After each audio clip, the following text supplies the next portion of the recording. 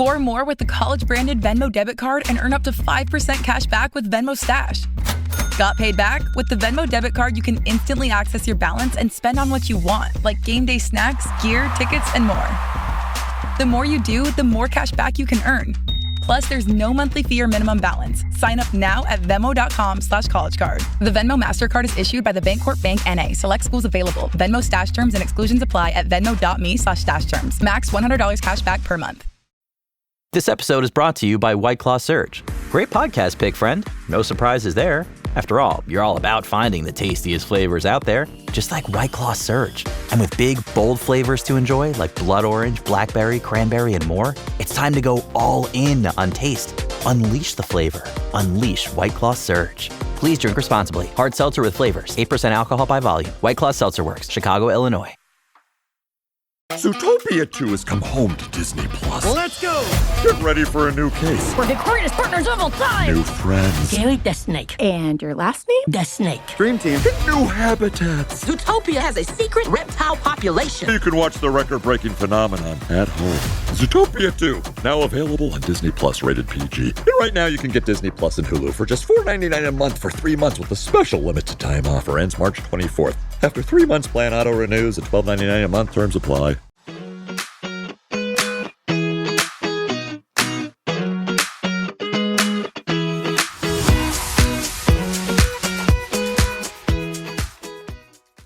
Welcome back to Tragic Hollywood, a newer name for Unscripted.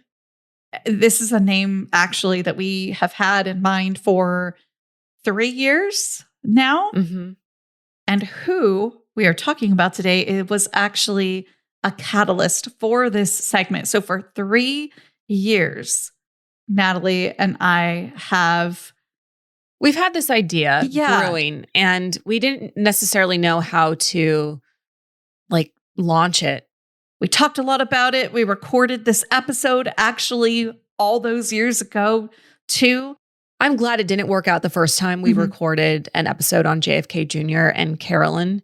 It just wasn't exactly the right fit for us. And I think that's what's taken us so long to get Tragic Hollywood launched, is that we were filling out what we were wanting to do, what felt authentic to us. And as we were working on Unscripted, we realized as we were doing these deep dives that we kept pulling from our Tragic Hollywood list that we had made 3 years ago. And it just feels right now. It feels like everything has lined up. And so this conversation you're about to hear is fresh, and we are hoping you have a good time listening to it. It feels so right that even though we had recorded it, I'm really pleased to be recording it here in 2026 when it makes so much more sense. The subjects of today's Tragic Hollywood episode are none other than Carolyn Bessette Kennedy and JFK Jr. In the U.S., the Kennedys occupied this territory somewhere between the British royal family and Greek tragedy. Mm-hmm. They've had I would say more than their fair share of tragedies in this family lineage. It's literally called the Kennedy curse. Yeah, it's called the Kennedy curse for a reason. There's things that are almost unexplainable happening to this family over and over and over. There are ski accidents, assassinations. Multiple plane accidents, crashes. There's just this tragedy that follows this golden family that people really revere and held to, and still do hold to such a high esteem. Well, and they're also a little bit glamorous. I think that helps. They're all very good looking. They make good tabloid magazine fodder. And yeah, I think that there's a lot to talk about within the whole family, but specifically JFK Jr. and Carolyn Bessette Kennedy. We're going to have a lot to say. I find it so interesting, given what we were just saying about the Kennedys, that obviously we are not a historical or archival type podcast, but it would be remiss not to talk about how the Kennedys didn't even stake a claim in the U.S. until 1849, when they came to Boston from Ireland during the famine. So that was kind of like a tragic luck story as well. I mean, this just follows the Kennedys time and time and time again. You could pick Kennedy and have a whole story. Yeah, it shows how far back and how immersive it is in the family lineage that every member is impacted by tragedy in some way. And I think what's sad is that, yes, it's a story much like Carolyn and in John's case, they are stories, but this was their lives.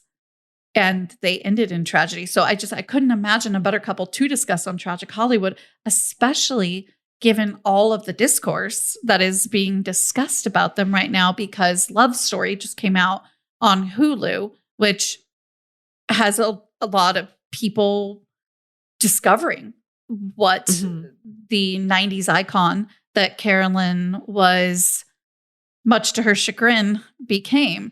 She was such a private person, and I don't know that she would love people idolizing, but I mean, you were just a cool girl, Carolyn, and I think people want it to be that, and they want to emulate that still yet today as they discover her. I think probably what you're picking up on is the fact that it does this love story, John F. Kennedy Jr. and Carolyn Bessette series on Hulu. It dramatizes their volatile relationship, their marriage, their deaths. And I think that's probably what a lot of people, especially the family, has issue with. For example, Jack Schlossberg, who is JFK Jr.'s nephew, his only nephew from his sister, Caroline Kennedy, he has said that he's not happy with the show because it's profiting off his family in a grotesque way. Yes. And he's accused the production of making millions off of their legacy. And then this commentary was retaliated by Ryan Murphy, who created the show. And he went on Gavin Newsom's podcast saying that, this is a quote, "It was an odd choice to be mad about your relative that you really didn't remember." To which Jack Schlossberg, who is very vocal and very much chronically online, wrote in a social media post, "My earliest memories are of John calling me Jack-o'-lantern and the nudist, picking me up from school, his Pontiac convertible. I remember being the ring bearer at his wedding and the day he died. I remember Wyclef singing at his funeral." And I think that was the perfect way to respond to Ryan Murphy's claims that he doesn't remember his uncle. It doesn't matter if he was young. It was still his uncle, and he does have memories, and he's still his family. And I think it goes all the way back to, how can you say that Jack Schlossberg doesn't remember his uncle? Would that be like saying John F. Kennedy Jr. doesn't remember his father? I had an uncle that died when I was 6 as well, which Jack would have been right around 6 when John F. Kennedy and Carolyn passed. I remember that uncle very well. I remember his funeral, just like Jack said. I remember lots about him. Now, that's obviously anecdotal, but all that to say is I also had an uncle pass when I was 6 and I remember him. So it doesn't shock me that Jack would fight that and be like, yes, I do. And even if he didn't have these specific memories of his wedding, being the ring bearer, and the nicknames that JFK Jr. called him, it doesn't mean that the legacy of his uncle hasn't impacted him. It doesn't mean that his grandfather, who was assassinated before he could ever meet him, before he was even a thought, hasn't impacted him. And so I feel like that was an unfair assessment on Ryan Murphy's part. But he is sort of this person that likes to spark conversations and say, outlandish things. And maybe that's where that was from, that statement.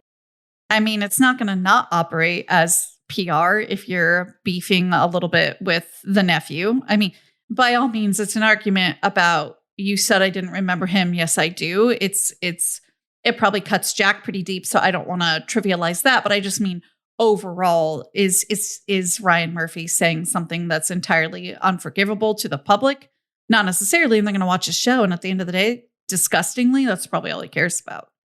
But I will tell you what else I watched, and I know you were able to catch some too, is JFK and Carolyn's Wedding, The Lost Tapes. This documentary can be found on Roku channel, YouTube. I watched it on YouTube. I recommend YouTube, especially if you have premium. There's less ads than Roku. I watched it a little bit on both because I wanted to catch some parts right before recording. And I mean, what a treasure it is to have this 30-year-old footage of the wedding that all of the US wanted to see. This was the golden couple of the time. And I'm sure many listeners are like, yes, we know that. They were everywhere. But for younger listeners, even myself, when I was researching for this episode, I knew who they were growing up, which should probably have been notion enough for me to know how just paparazzi flooded they were. I don't know what I'm trying to say, but you get it. They were followed. Everybody, they were the it couple because he was the it bachelor. And then when he found her, she was mysterious and the cool girl that everybody wanted to be without being the cool girl. I mean, she was going to, what's it called? C. Bigelow's, this like pharmacy to buy her headbands. Like she just was effortlessly cool. And people wanted to start emulating that, even though that wasn't, part of who she was or what she would have wanted. So all that to say, this wedding that happened all those years ago was kept secret to the point where when their attendees, which there was like kind of one sort of couple from each faction of the Bouvier or Kennedy family, at least on John's side, that were picked to kind of represent that particular side. All that to say, they kept the wedding such a secret to the point where the attendees didn't even know where they were going until when they arrived at the airport in New York, it just said Florida. And then by way of Florida, they made their way to Cumberland Island. So Cumberland Island is off of, Natalie, you were saying it's off of Georgia, right? It's Florida. off the coast of Georgia. And it just shows like the great lengths that these family members were put through to get to the island or to get to the wedding destination. Everything was so hush hush. The roads on Cumberland Island are dirt roads. They sat in the back of pickup trucks to get to the wedding venue. It was like a safari. Yeah, it just was so not a place you would expect a Kennedy wedding to take place. And I think that's part of the lure of it. There's like no electricity, no AC. I think like one hotel that they took over, and the hotel didn't even know like whose wedding this was. They did get married in a church that is on the island, but the hotel staff just knew like prepare for somebody like high profile. And they even went to greater lengths to give everyone who was invited, which was a very, very small guest list, little, I want to say like a business card sized thing with two, like a penny and another coin on it. And you had to have that on your person at all times. Otherwise, you would be kicked off the island. You had to prove that you were meant to be there and welcome there. And these were rare coins, so you couldn't just duplicate it. But a helicopter did find them, and they were able to kind of deter the helicopter to a certain extent. And we'll get even more, I think, into the wedding as we go along. But let's talk about how they met first. And by the way, nobody really knows. That's something I didn't know until we were looking into it. The fact that nobody really knows. There's been different versions of the story told, but the only two people that really know are not here to tell us. And so there's a lot of speculation on our end and in the public's. I feel like Carolyn would really appreciate that. Like one piece of their private life that they got to keep with them for them. Yes. And so I almost don't even want to speculate which theory I think is right, but there's theories about him going into Calvin Klein, where she worked. She really was this enigmatic figure. She never gave an interview, and she really was somebody that was on the outskirts of, the political landscape that he was involved in, that his family was enmeshed in. And this is a man who was voted sexiest man alive in 1988. He dated Daryl Hannah. He dated Sarah Jessica Parker. He dated Madonna, Julia Roberts. This is a person who just was so famous, too famous for his own good, that he ended up going the opposite way when he found his life partner in Carolyn. She just didn't want to be known. She even gave pause when he first proposed because she had to really think about what she was going to be marrying into, things that she would have to leave behind, and the things that, again, she was marrying into. I mean, that gives you enough information right there about who Carolyn was and the kind of life that she wanted to lead. But I feel like even before she met John, this idea of her kind of just living her life, but yet being noticed and kind of popping out and being lifted up in different ways or into more high profile, I'll just say things for lack of better word. When she started working at Calvin Klein, she began working in a store that was not like the most high profile Calvin Klein store, but she was noticed by somebody and they pulled her out of whatever store that was. I don't know which store. My guess is probably Boston. And she was offered to start working in the New York store, which is where then she was noticed by Calvin Klein. Also, again, just her living her life, working. And she, just worked her way up with Calvin Klein, little by little. And at a very young age, and especially in the late 80s and 90s, this is a big deal. She was earning six figures very quickly at a pretty young age after college. So she just had this pull, this effortless, cool girl pull. I don't know what else to call it. Obviously, growing up, she just seemed like old, even though she's forever 33. So that is just like so silly to me now. So I didn't look up to her in that way, but I'm noticing now, also in my 30s, I'm looking at her, I'm like, she was so young. Yeah, so young. I look at her now and I'm like, God, I wish I could pull off that chicness that you have, but we have totally different looks. So I can't emulate her. So I can just appreciate her instead. That's funny that you bring up that she felt so mature, I guess is really what it was. Because we were younger than her and JFK Jr. So they felt... Yeah, we were kids. Mature. Yeah, we were kids. And so they just felt so grown up. Yeah. And now we're older than she was when she passed away. It's wild to look back and see how much she accomplished in just 33 years. That's what's wild. Yes. She's just a girl from White Plains, New York. And she has two sisters, one of which passed with her in that fateful plane crash. But something I didn't know was that her sisters are twins. And so now there's this twinless twin out there, the last remaining Bessette sister, who's very, I believe, also very enigmatic. She never gives interviews. She doesn't want to talk to press about anything relating to her sister's passing. But I can't blame her. It's the most tragic thing that's probably ever happened to her and her family. Having cousins that are identical twins, I could not even imagine the immense pain. It is like losing a soulmate. It really is. Yeah, I mean, they were with each other for all their lives. I do want to address something, though. So you mentioned that there was this like pool with Carolyn and how she attracted Calvin Klein, but she also ended up dating like some pretty well-known people, throughout her life before she met JFK Jr. She dated a Calvin Klein model. She also dated an NHL player, a hockey player.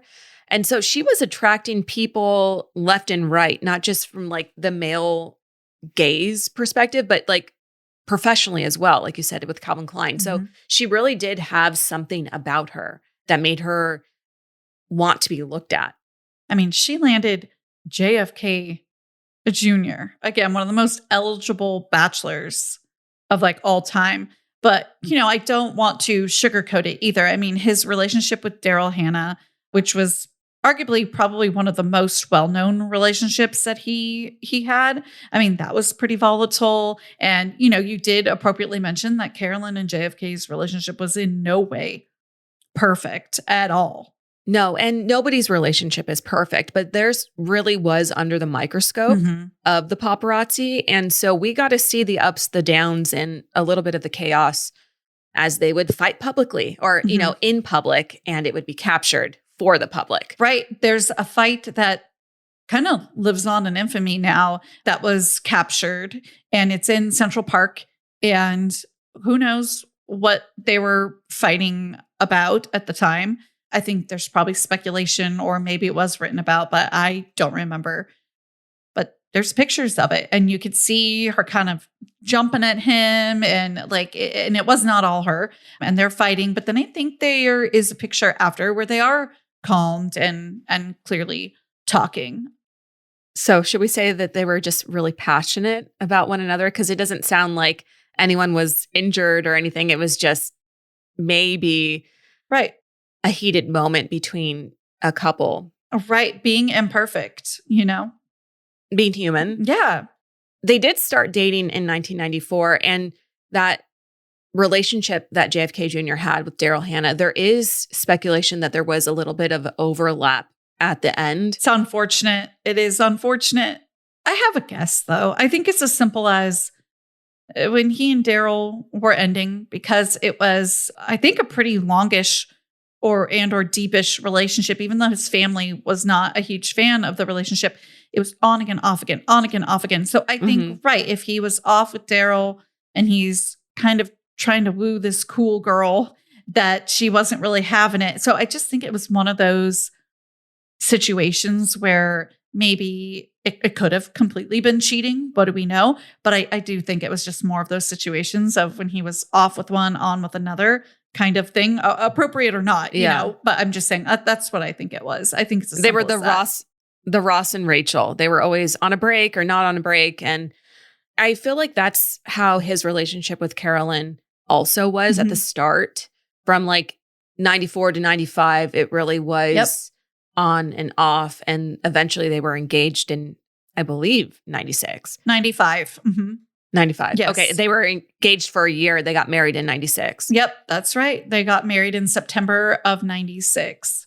Now, Natalie, you and I love our dogs very much, and we are dog lovers overall.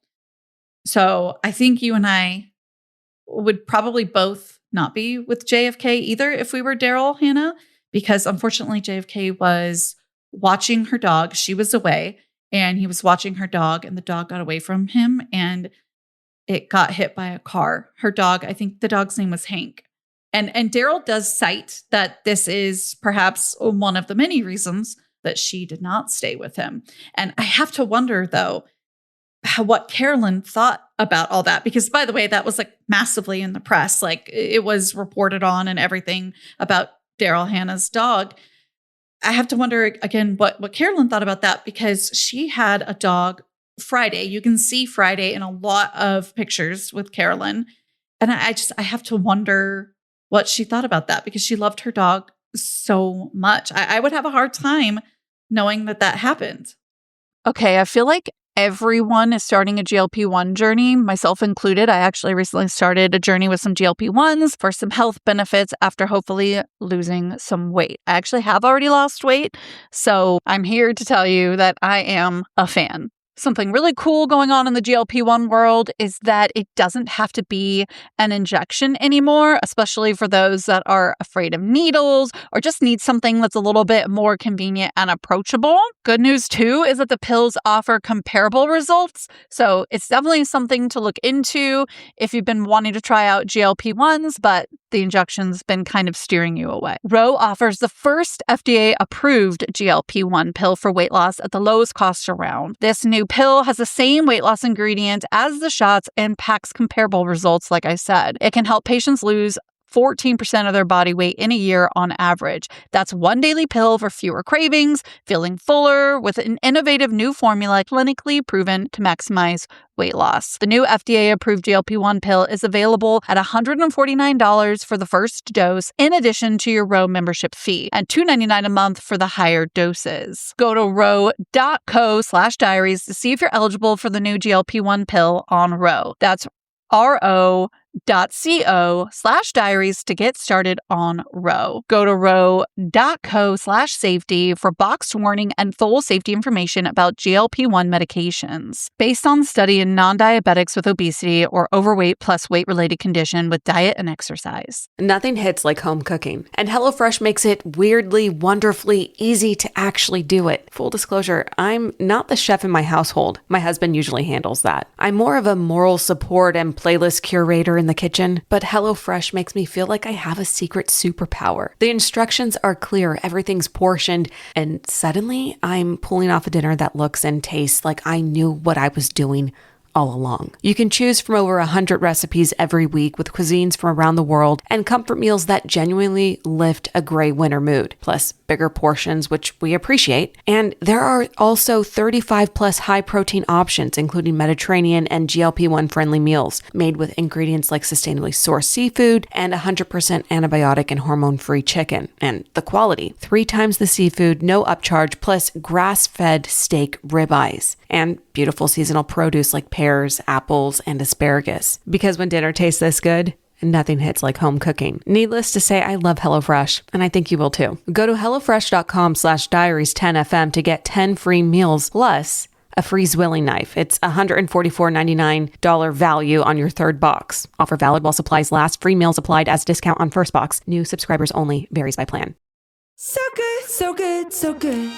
New spring arrivals are at Nordstrom Rack stores now. Get ready to save big with up to 60% off Rag & Bone, Marc Jacobs, Free People, and more. How did I not know Rack has Adidas? Because there's always something new. Join the Nordy Club to unlock exclusive discounts, shop new arrivals first, and more. Plus, buy online and pick up at your favorite Rack store for free. Great brands, great prices. That's why you Rack. This episode is brought to you by Welch's Fruit Snacks. Big news for your kids' lunchbox. Welch's Fruit Snacks are now made without any artificial dyes. A snack parents can feel good about and the same delicious taste kids can't get enough of. All made with no artificial dyes. Try Welch's Fruit Snacks today. This episode is brought to you by Palmolive.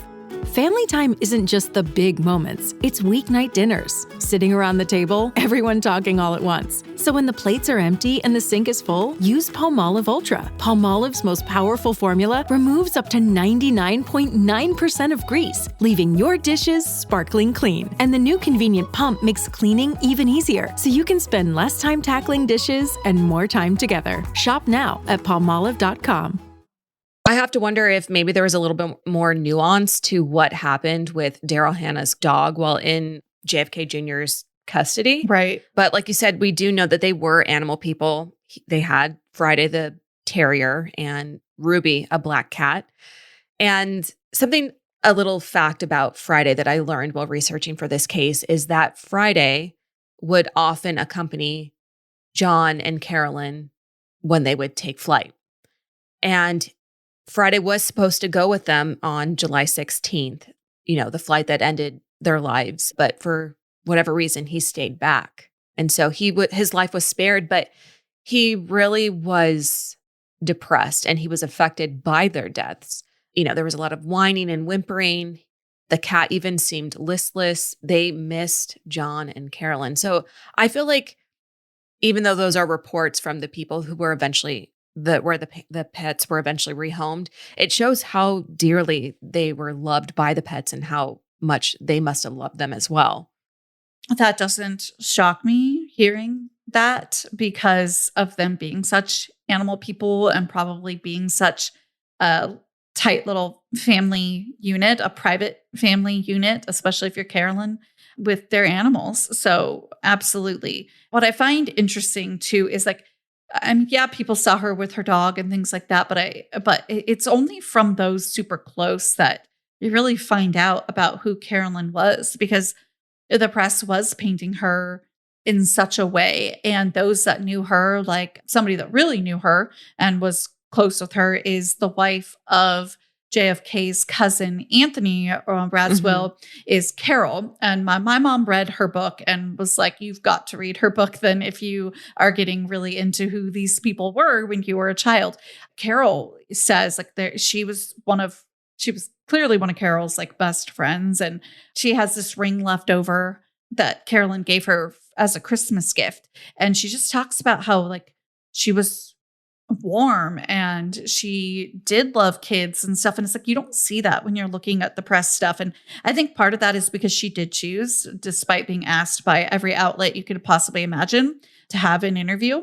But I think that's her right. Like, why do you need to know so much about, who I am? So it's totally her right. But it is sad in her death and legacy that we don't know everything about who she was outside of like fights in Central Park and Calvin Klein. That's kind of what's left, which is still interesting. And it's part of who she was, the passion and the fashion. But it is cool to hear those little pieces from people like Carol. And for those who are hearing Carol's name and thinking, oh, that sounds really familiar, it's because she was a cast member for a while on Real Housewives of New York. And so she has been public facing for a while. Her marriage to Anthony obviously brought her in close relationship with JFK and Carolyn, but there is another relationship between Anthony and JFK Jr. that we haven't really addressed. So Anthony is an actual prince, and he is Jackie Kennedy's sister's son. Yes, he's on the Bouvier John's side. first cousin. Mm-hmm. Yes. And the two boys, the first cousins, really were brought up as closer than first cousins, more like brothers. And so they were always best friends, brother cousins. And something that I learned in our research is that Anthony had been diagnosed with cancer and it didn't look good for him. He was dying and John was actually writing his eulogy. But it turns out that John would never be able to give that eulogy at Anthony's funeral because he died before Anthony. Anthony died 3 weeks after John's plane crash. But in the meantime, he was able to give the eulogy at John's funeral instead. You can see in the Lost Tapes documentary just a quick flash of Anthony. And yes, I mean, he does look a bit frail and, tired. I mean, he's battling literal cancer. The plane crash happened July 16th, and Anthony unfortunately passed on August 10th of the same year, 1999. So, right, just mere weeks apart, not even a month. I can't imagine the amount of loss that Carol was feeling at that time. You're losing your husband, you're losing two of your closest friends. I mean, again, they were very close. I even asked my mom, like, Mom, it seems like everything I'm seeing, like they were like really close. Anthony, Carol, Carolyn, John. She goes, oh, yes, very close. So they must have been, pictured together and, all those sorts of things. But my mom knew exactly who Anthony was and who, John was. And you're right. Anthony was technically a prince from his father. Well, his mother was a Bouvier. But John also had very close cousins in similar age on the Kennedy side as well. So he came from, he didn't have a ton of siblings himself. Many of the other Kennedys did have, many children. So he had many, many cousins. He may have had one sibling, but he had many cousins and they were all raised pretty closely together. I know that there's rumors that Ethel's children, that Jackie sort of kept them at a certain distance because there was like 11 of them and they were always kind of running a little bit buck wild. But besides that, they were raised very much so together. In the Lost Wedding Tapes documentary that we watched, there's a moment, I believe it takes place on the night before the wedding. So it's like the rehearsal dinner. Ted Kennedy gives a speech. Who's like the patriarch at this time. He was the only one alive from that generation. So John didn't have his mother. He didn't have his father. Most of his uncles and aunts were passed away. So Ted really was the one who had an important relationship and connected him with, his parents in a way.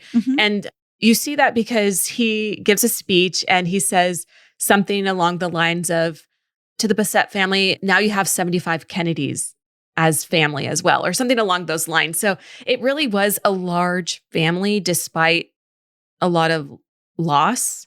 And you could tell that they all enjoyed each other's company because there was a lot of laughing, at least in the Lost Tapes. You were speaking about John's siblings. We know he had Caroline, not Carolyn, Caroline, who is the only living member of John F. Kennedy's family. So President Kennedy was assassinated. Jackie O passed away. JFK Jr. passed in the plane crash. So Caroline is the only one. I didn't know that Jackie and President Kennedy had 2 other children. So their tragedy even started earlier than that. They had a stillbirth, and then they had a son, Patrick, who was born and then died, I believe, 2 weeks after his birth, before John was born. I did not know that until you just told me right now. So thank you for sharing. And yes, that definitely compiles the tragedies that follow this family. I do also want to take a moment to say that his sister Caroline is the mother of Jack Schlossberg, who you were talking about earlier, who was kind of beefing with Ryan Murphy. So it's kind of a full circle moment there as we talk about the family and all the different fingers of the family, if you will. And you can tell that the siblings, John and Caroline, had a close relationship because Caroline was Carolyn's matron of honor at their wedding.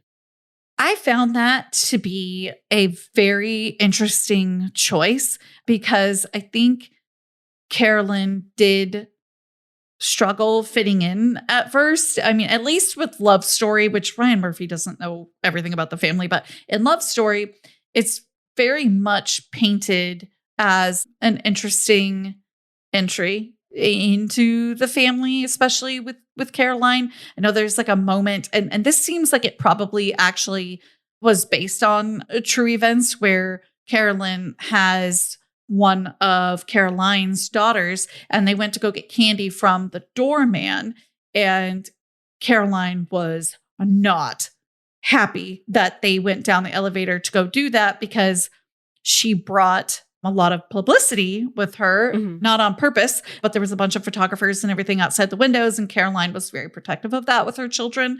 And so there was like that moment there, and it was kind of just like, get it together. You know, you and John bring a lot of that, and I don't want my kid around that, you know, that kind of thing. And that doesn't mean that, like, you know, that they weren't friendly in other instances, but it just kind of showed that there was tension in that relationship. And I think that was in Love Story, her being the maid of honor, I think, was to really ease some of that tension, kind of honor John's mother, who was no longer with them. She passed in 94, so it's not somebody that Carolyn really got to know. So I think for a lot of those reasons was why Caroline was chosen. But also, as you mentioned, she had 2 sisters that were twins. So how do you choose one of them? Maybe she would have had double maid or matron of honors, or matrons of honor. But regardless, yes, it's an interesting choice. I hadn't considered that, the fact that she didn't ask her sisters. Clearly, she had good relationship with both of them. So maybe it was sort of like a peace offering, or like, you know what I mean? An olive branch. Yeah. To the family. And yeah, just to show, like you mentioned, Ted talks about the Bessette Freemans and, you know, how they now have, you know, all of, you know, those Kennedys as families. And I don't know that they were as big of a family. So yeah, it was just kind of her way of maybe honoring and Caroline becoming a bit of a matriarch outside of any of John's aunts that may or may not have still been around. I don't know, like, you know, who was around at the time he got married or not. But not really. I don't think any aunts that weren't by marriage were still around. And it wasn't just Caroline who was involved in the wedding. So obviously she was matron of honor. Anthony, the cousin we spoke about just a minute ago, was best man.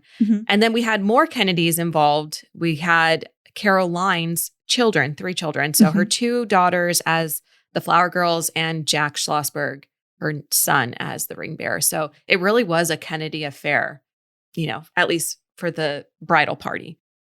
Absolutely. I mean, and again, probably by design, but also just by default of sheer numbers. Like that's the makeup of the group, you know? So, but the wedding was truly an event. I mean, you know, we've already talked about the dirt roads and the trucks and the boat that was basically what we would call like a fishing boat, as like a ferry. And it was just this event from start to finish. one of the moments, and Carolyn being so into fashion and working in fashion, she had a dress designed for her that was really... Yeah. No, I loved it. Honestly, you didn't? No, I did. It just was really not of the times. I mean, we're talking 1996. And so it was like a lot of ball gowns and a lot of traditional pieces. And Okay, I feel like everyone is starting a GLP-1 journey, myself included. I actually recently started a journey with some GLP-1s for some health benefits after hopefully losing some weight. I actually have already lost weight, so I'm here to tell you that I am a fan. Something really cool going on in the GLP-1 world is that it doesn't have to be an injection anymore, especially for those that are afraid of needles or just need something that's a little bit more convenient and approachable. Good news, too, is that the pills offer comparable results. So it's definitely something to look into if you've been wanting to try out GLP-1s, but the injection's been kind of steering you away. Ro offers the first FDA-approved GLP-1 pill for weight loss at the lowest cost around. This new pill has the same weight loss ingredient as the shots and packs comparable results, like I said. It can help patients lose 14% of their body weight in a year on average. That's one daily pill for fewer cravings, feeling fuller, with an innovative new formula clinically proven to maximize weight loss. The new FDA-approved GLP-1 pill is available at $149 for the first dose, in addition to your Ro membership fee, and $299 a month for the higher doses. Go to ro.co/diaries to see if you're eligible for the new GLP-1 pill on Ro. That's ro.co/diaries to get started on Ro. Go to ro.co/safety for boxed warning and full safety information about GLP-1 medications. Based on study in non-diabetics with obesity or overweight plus weight-related condition with diet and exercise. Nothing hits like home cooking. And HelloFresh makes it weirdly, wonderfully easy to actually do it. Full disclosure, I'm not the chef in my household. My husband usually handles that. I'm more of a moral support and playlist curator in the kitchen, but HelloFresh makes me feel like I have a secret superpower. The instructions are clear, everything's portioned, and suddenly I'm pulling off a dinner that looks and tastes like I knew what I was doing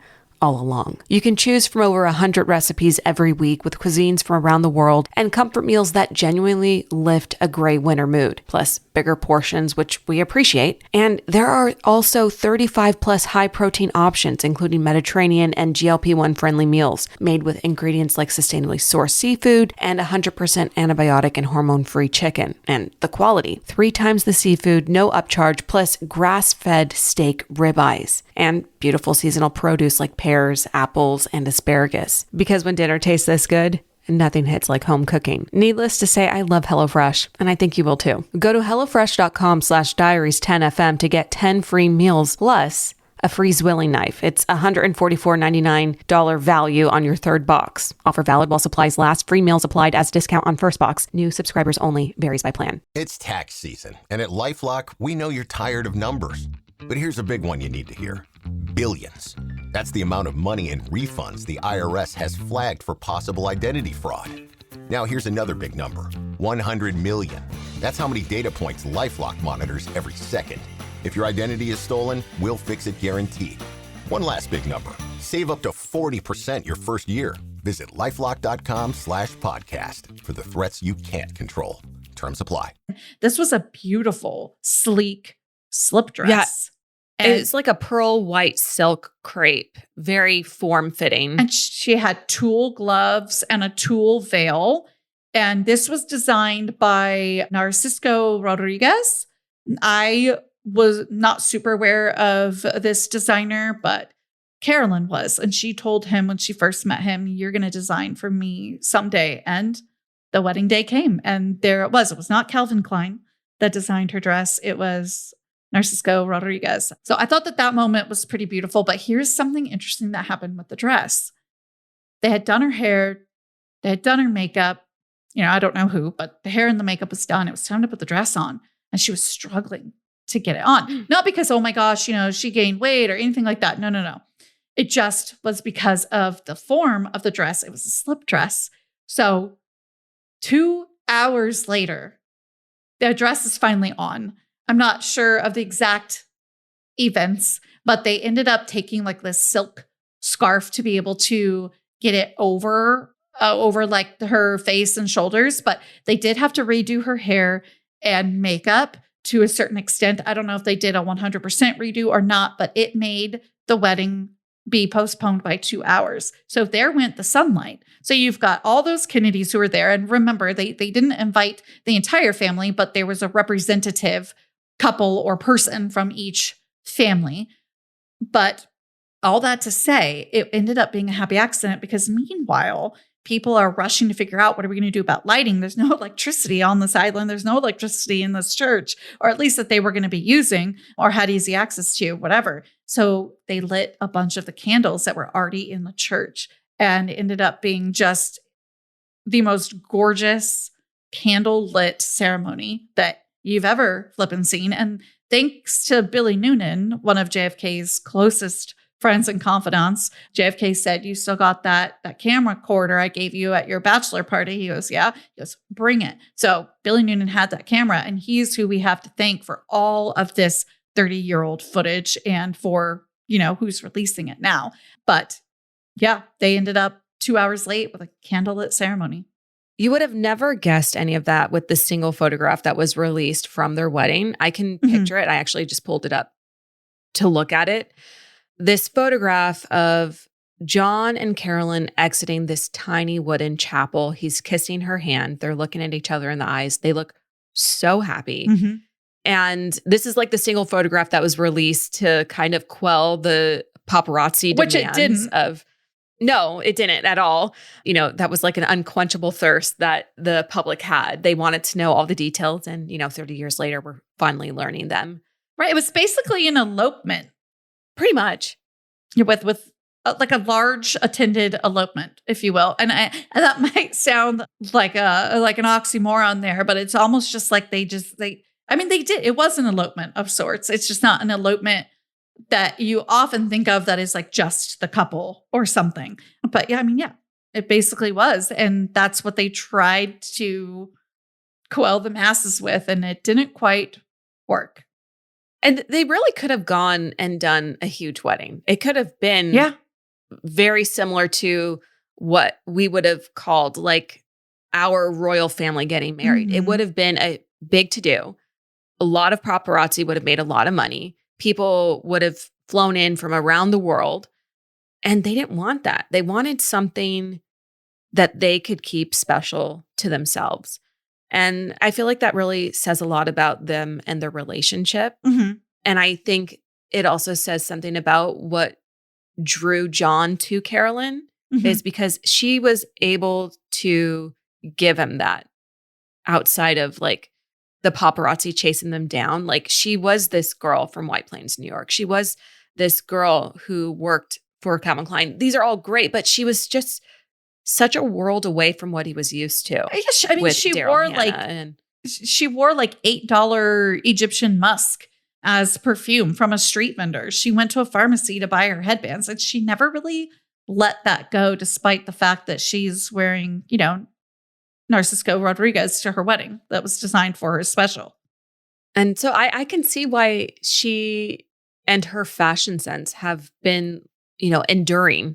Even now people on TikTok are talking about CBK fashion and Carolyn Bessette Kennedy fashion. It really is this like quiet luxury look with a lot of neutral tones. It's timeless, elegant, minimalist. It's basically a button up, a good pair of jeans, and a good shoe, at the end of the day. And it's very classic, and it very much fit her. It's that quiet luxury. It's a little bit clean girl aesthetic, a little bit. And it's timeless and it's beautiful, and it fit her. It just really fit her so well. I could seriously talk about her and JFK all day. I really could. But let's talk about what happened on July 16th, 1999. I want to start by noting that JFK had a recent foot injury. I'm not exactly sure what happened, but part of me was wondering if it was from another crash of sorts on a practice run, like something. Do you know what happened to his foot? I cannot remember what happened to his foot. No, I don't actually know what happened to his foot. I did read a few things online, but nobody was ever 100% certain that this or that was the cause of the injury. Yeah, we just know that he had like broken his ankle or something like that. And just before this fatal flight, he had gotten the cast removed, but he was obviously still limping. He had been on, crutches, and it definitely could have affected his ability to operate. Like, look, I'm no expert, so it could have affected his ability to fly. He was supposed to have his flight instructor with him, but last minute that did not happen. The flight instructor could not make it. And so there's just a lot of, as with most accidents, there's just a lot of compounding factors, and obviously extremely unfortunate. But I will never forget, after the plane crashed, the search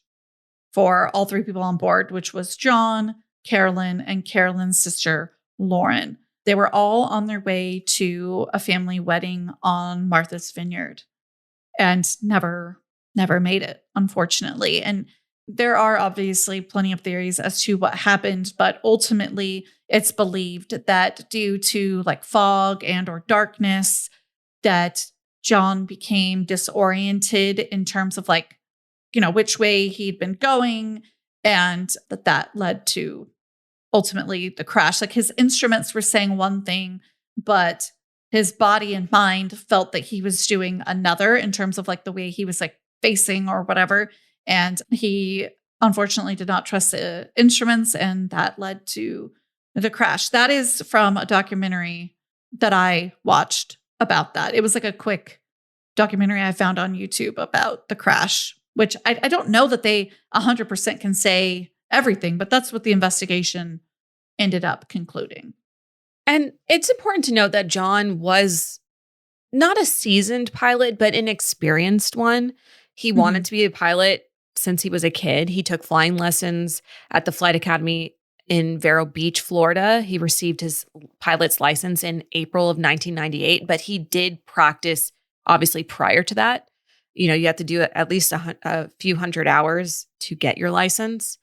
I'm bringing that up because it's not like he didn't know what he was doing when he was in the pilot's seat. He knew, but it was just one of those things that happens. He was a bit too green to take on and handle what was happening, whatever was happening on that plane, and the disorientation. Whereas obviously somebody with even more flight hours, and let's talk about, his instructor, they may have had more experience understanding, when you feel one way in your mind, following the instruments and things like that. So yes, he had plenty of flight hours, so he was more than capable of flying to Martha's Vineyard. But I think under the conditions that he had been flying, he was not equipped, if that makes sense. Yeah. And I think it's good to note too, like clearly Carolyn and Lauren weren't worried when they boarded the flight. You know what I mean? They felt confident in his abilities, but it just was one of those situations that, he just was not equipped to handle on his own. After the plane crash, there was a 5-day search. The wreckage was discovered on July 21st, so 5 days later. Their bodies were recovered from the ocean floor by Navy divers, and they were eventually taken by motorcade to the county medical examiner's office. And autopsies were done on all 3 crash victims. It was determined that they all died on impact, and, there was even toxicology testing done on John and Carolyn and Lauren, all tested negative for drugs and alcohol. It really was just this dark night and everything else that played into the crash that happened. It truly is such a tragedy. I can't help but wonder what the trajectory of the rest of their lives would have been. They'd both be in their 60s now. Did you think about that when you were watching the lost tapes from their wedding, as Billy Noonan, one of his best friends, was being interviewed for that documentary? I thought about that because this is an older man. He's in his 60s. And Carolyn and John would have been his age. They would have looked like him. They would have probably had some wrinkles and gray hair and kids. And that's something that they never got to do or experience. Yeah, they are forever 33 and a half years old. And I think he was around 4 years older than her. I think he was 37. Yeah, I think he's like a fall of 62. November. Yeah. I'm going to pull a page. He was a November 25th baby. I only know because of 62, right?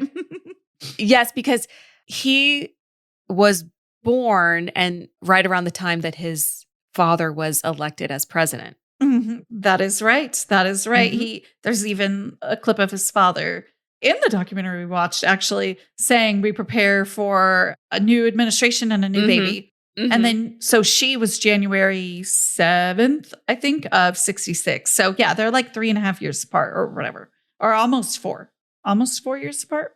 No, they're almost only 3 years apart. So they're like a little over 3 years apart. So I can't do math right now, you guys. So they're forever. It's pressure, a lot of pressure. Too much math pressure when and I don't want to do it all because they're born on like opposite and I wasn't going to help you. And Natalie was not going to help me. The math, I'm not going to work on the math. Oh my gosh. Well, you got there in the end. With all that, I forgot pretty much what I was saying, but I was kind of alluding, I think, to that they're just forever 33 and like 36 or 7. But clearly they're frozen in time and their legacy lives on. We're still talking about them. There's still discourse happening about the relationship, about what they wore, about what they said, about just every single aspect of their lives has still been prominent in pop culture. And I think there's something to say about that. They obviously made an impact. And as you mentioned, still are. Here we are, making a podcast about their story, and you could have a podcast just about them. I am so sure. So it was truly an honor to continue the legacy and be another piece of media that's keeping, some of the light that they wanted to give out there. And hopefully, everything that they tried so hard to keep private, that there are some of those pieces beyond what we were even discussing that is gone with them, such as how they met. Next Monday, we'll be back with another Tragic Hollywood deep dive. Tuesdays, we have our docufiles. And Thursdays, we have a true crime case that needs your attention. We will see you there. Bye.